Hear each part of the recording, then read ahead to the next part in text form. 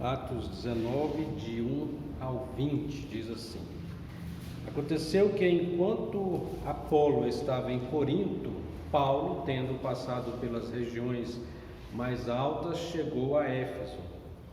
Encontrando ali alguns discípulos, perguntou-lhes: Vocês receberam o Espírito Santo quando creram? Ao que eles responderam: Pelo contrário, nem mesmo ouvimos que existe o Espírito Santo. Paulo perguntou: Então que batismo vocês receberam? Eles responderam: Batismo de João. Paulo explicou: João realizou o batismo de arrependimento, dizendo ao povo que cresce naquele que viria depois dele, a saber, em Jesus. Tendo eles ouvido isto, foram batizados no nome do Senhor Jesus. E quando Paulo lhes impôs as mãos, o Espírito Santo veio sobre eles, e tanto falavam em línguas como profetizavam. Eram ao todo uns 12 homens. Durante 3 meses, Paulo frequentou a sinagoga, onde falava ousadamente, discutindo e persuadindo a respeito do reino de Deus. Mas alguns deles se mostraram teimosos, descrentes, falando mal do caminho diante da multidão. Paulo se afastou deles e, levando consigo os discípulos, passou a falar diariamente na escola de Tirano. Paulo fez isto durante 2 anos, de modo que todos os habitantes da província da Ásia ouviram a palavra do Senhor, tanto judeus como gregos. Deus, pelas mãos de Paulo, fazia milagres extraordinários, a ponto de levarem aos enfermos lençóis e aventais do seu uso pessoal, diante dos quais as enfermidades fugiram das suas vítimas e os espíritos malignos se retiravam. E alguns judeus exorcistas ambulantes tentaram invocar o nome do Senhor Jesus sobre pessoas possuídas de espírito maligno, dizendo: Ordeno que saia pelo poder de Jesus a quem Paulo prega. Os que faziam isto eram 7 filhos de um judeu chamado Cefas, sumo sacerdote. Mas o espírito maligno lhe respondeu: Conheço Jesus e sei quem é Paulo, mas vocês quem são? E o possuído de espírito maligno saltou sobre eles, dominando a todos, de modo que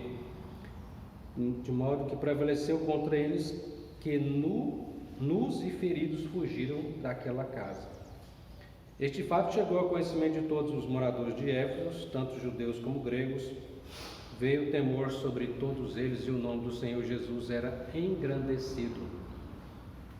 Muitos dos que creram vieram confessando e anunciando publicamente as suas próprias palavras, suas próprias obras. Também muitos dos que haviam praticado magia, reunindo seus livros, os queimaram diante de todos. Calculando o valor dos livros, verificaram que chegara a 50.000 denários. Assim a palavra do Senhor crescia e prevalecia poderosamente. Amém. Algumas coisas aqui se repetem, como vocês percebem, né? A pregação da palavra de Deus. Uns aceitam, outros rejeitam. Uns são convertidos, outros não. Milagres acontecendo, libertações, né? E interessante que Deus, usando aqui reconciliando judeus e gentios, né? Porque os judeus tinham aquela coisa que gentio era uma raça inferior e não eram considerados, né? Então, mas eles deveriam agora, pela cruz de Cristo, faz um só povo, né? Um povo só. E Deus usa Paulo, e como usa os outros apóstolos, para que esses também pregassem a palavra explicando sobre o Espírito Santo. E assim eles recebessem também o batismo do Espírito Santo, que é a conversão, né? Eles tinham entendimento já, mas estavam nesse processo, né? Nesse processo e agora, quando eles recebem a palavra, na explicação de Paulo sobre a pessoa de Cristo e sobre o Espírito Santo, então se completa a obra na vida desses aqui em Éfeso, né? E aí, o verso 9, o verso 10, né, fala que Paulo leva os discípulos, falando diariamente com eles, novamente aqui o discipulado, a importância disso, né? Os discípulos estão crescendo aí na palavra, e uma estratégia aqui de Paulo ficar 2 anos ali em Éfeso, de maneira que todos os habitantes da província da Ásia ouviram a palavra do Senhor, tanto judeus como gregos, né?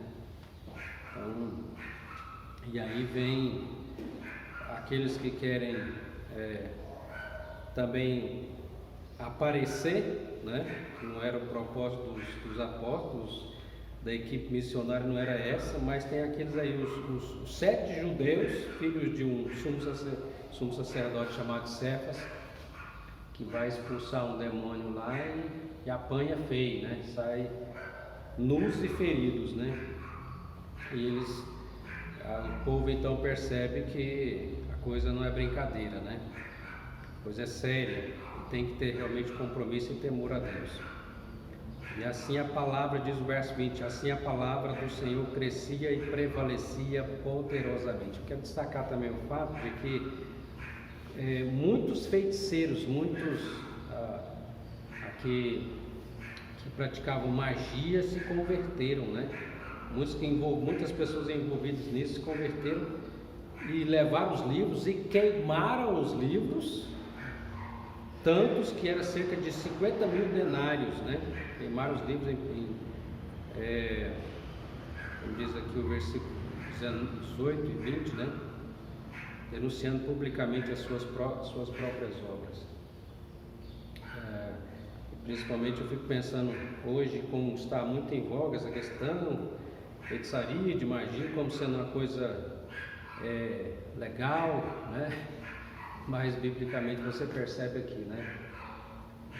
Que precisa de haver a libertação do engano, né? Que essas pessoas, e quando a palavra de Deus chega, quando as pessoas têm um encontro realmente com a verdade, a libertação acontece, né? Deixa o engano e passa a servir ao verdadeiro Deus, né? A libertação chega, que possa chegar também para muitos, né?